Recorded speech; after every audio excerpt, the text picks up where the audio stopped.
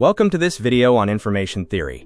We will explore the uncomfortable truth about signal, noise, and the human bottleneck. Data volume is not the same as truth. Our ancestors survived by hoarding scarce information, but in today's world of digital abundance, that instinct has become a fatal glitch. You aren't a scholar. You are a data hoarder. Information acts like a metabolic input. In the past, we stored physical calories to survive the winter. Today, we store digital calories, which often leads to cognitive toxicity rather than insight. Information has nothing to do with meaning. Mathematically, it is simply the reduction of uncertainty. The universe does not care about your narrative. It only cares about the drop in uncertainty, measured in bits. There is a difference between signal and static.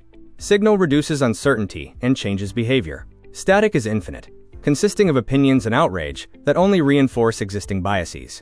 We often spend our days wading through static, mistaking friction for progress. We face a hard limit in the pipe. While our sensory input capacity is massive, our conscious processing limit is tiny. You are effectively trying to stream 4K reality through a dial-up brain. We suffer from internal failure caused by the ego. While we imagine ourselves as neutral antennas receiving objective data, we are biologically wired to prioritize tribal cohesion. Your ego acts as a jammer, treating conflicting data as a physical threat. To survive our own cognitive bottleneck, our brains rely on heuristics. We compress complex reality into simple slogans and mental shortcuts. In doing so, we have traded accuracy for speed. Beware the illusion of understanding.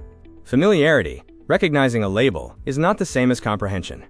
We often mistake knowing the vocabulary for understanding the underlying mechanical systems of our world.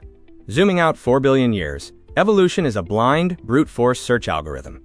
We are essentially temporary biological machines designed to copy data into the next generation using DNA's compression architecture. We face a universal law, the entropy debt. The universe tends toward chaos, and maintaining order requires a constant, massive tax of energy. Fighting this chaos is not a personal failure, it is physics. Nature survives entropy through aggressive redundancy. Just as space probes send data multiple times to correct errors, our biology uses redundant genetic information. Redundancy is the ultimate shield against systemic collapse. Consider the art of strategic deafness. Like a gazelle that must ignore most of its environment to focus on survival, we must learn to mute the static.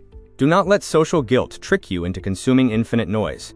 To design for the bottleneck, we must accept our limits. Strip away the cognitive artifacts and apply the Shannon test.